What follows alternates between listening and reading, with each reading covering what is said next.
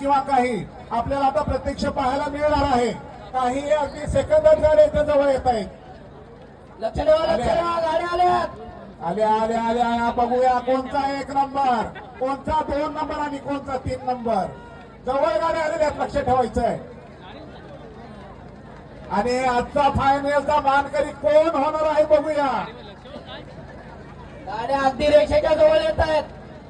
सर्व प्रेक्षकांनी लक्ष द्या. ओम साई हौसी बैलगाडी मित्रमंडळ चोल रामनवमी निमित्त कोण होतंय बघूया.